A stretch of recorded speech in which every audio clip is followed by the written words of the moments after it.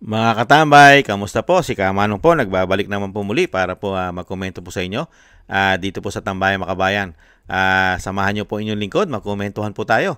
Magandang umaga po muna sa inyo, tanghali, hapon, gabi at madaling araw po sa ating lahat mga tambay. Umpisa na po natin mga tambay at ito pong si Senator Erwin Tulfo po mga tambay, si Senator Tulfo ay sinampahan po ng kaso sa kanya pong citizenship mga tambay.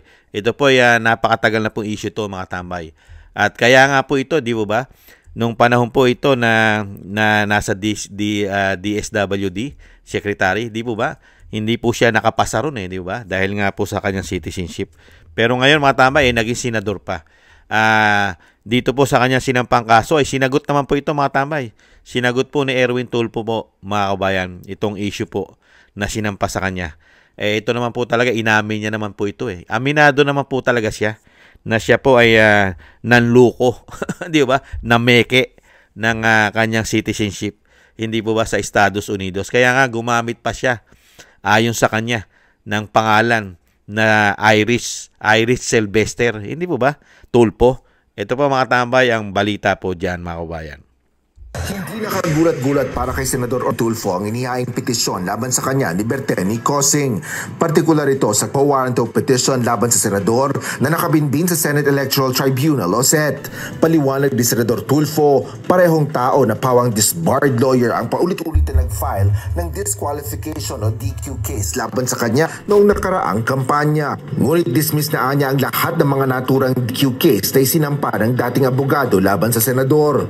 Ang din ni Senador Tulfo ang naturang nakabinding petisyon sa SET at handaan niya itong rapin. Sa pagdinig ng Senate Committee on Finance para sa proposed 2026 budget ng Senado, kinumpirma ng SET na may isinampa sa kanilang co-warrant of petition noong July 2025. Ayon kay Attorney Elior Anunciacianon, Deputy Secretary ng naturang tribunal, kinwestiyon sa petisyon ng citizenship o pagkamamamayan ng senador. Pending right now is a petition for co-warranto.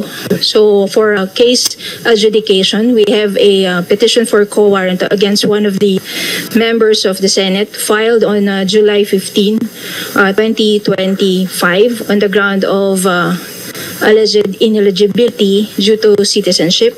Sa budget presentation ng SED, nakaadang naturang petisyon ay inihain ng isang Berteni Cataluna Cosing laban kay Senador Erwin Tulfo. Kasalukuyan pa niya itong sumasa ilalim sa lahat ng mga kaukulang preliminary actions alinsunod sa naitatag ng alituntunin at panuntunan ng tribunal.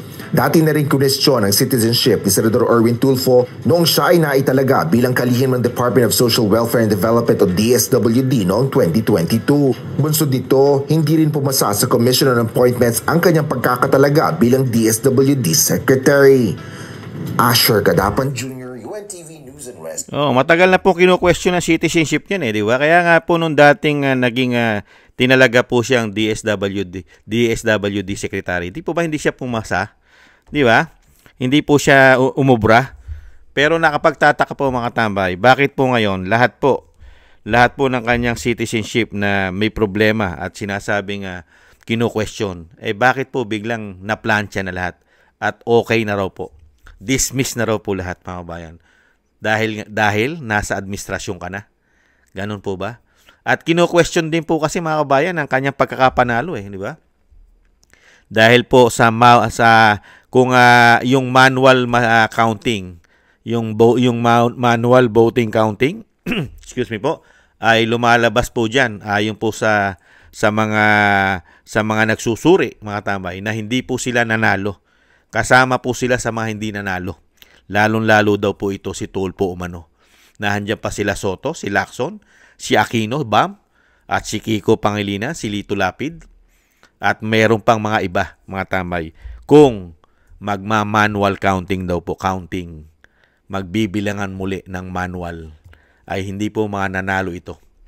Ayon po yan sa pag-aaral na lalong-lalo po ang mga nanalo po ay yung mga Duterte 10, mga kabayan.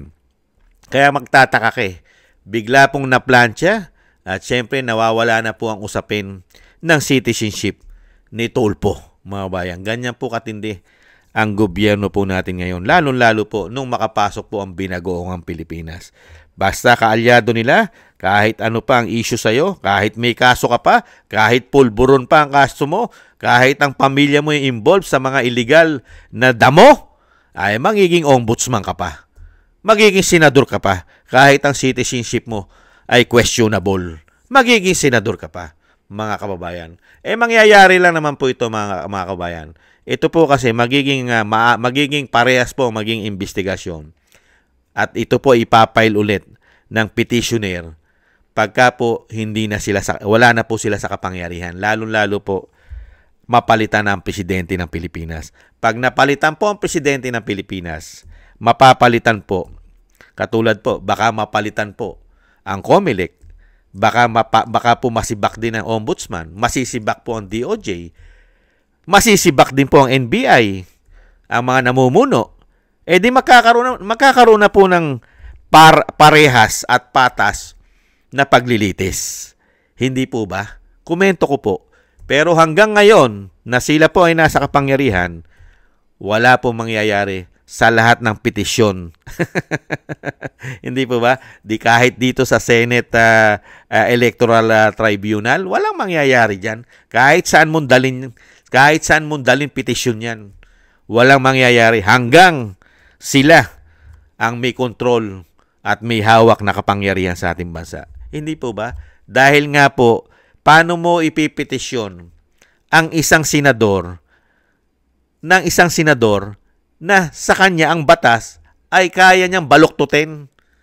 Hindi po ba? Kaya nga po ang tawag sa kanya si Mr. Senator Bendalo. Hindi po ba? Paano mo ngayon kukwestiyonin ang kanyang citizenship? Pwede niyang baluktutin ang batas. Hindi po ba? Kaya nga tinatawag siya si Mr. Senator Bendalo Bend the law at break the law. Hindi po ba? Mahirap mong sa panahon po ngayon na sila ang nasa kapangyarihan, mahirap mong implement ang tunay na batas sa ating bansa dahil kaya po nila itong baluktutin at kaya po nila itong labagin. Hindi po ba, Mr. Bendalo at Mr. Break the Law? Hindi po, mga kababayan? Intay-intay na lang po kayo, lalong-lalo po sa mga kababayan natin petitioner dito po sa citizenship ni Senator Tulfo na questionable din po ang pagkapanalo. May tamang panahon po, mga sir, mga kababayan. May tamang panahon po sa kanila. Katulad po kay Tulfo, kay Irish Sylvester Tulfo. May tamang panahon po dyan. Hindi po ba, mga kababayan? At sa panahon po ngayon na sila ang nasa kapangyarihan at magkakasabwat sila umano, ay malabo sa sabaw ng pusit na yan po ay matanggal bilang senador sa panahon po nila. Hindi po ba? Maraming salamat po sa nagusto po ng ating tambayan, mga kabayan, sa YouTube at TikTok. At sa mga subscribers po natin, thank you po.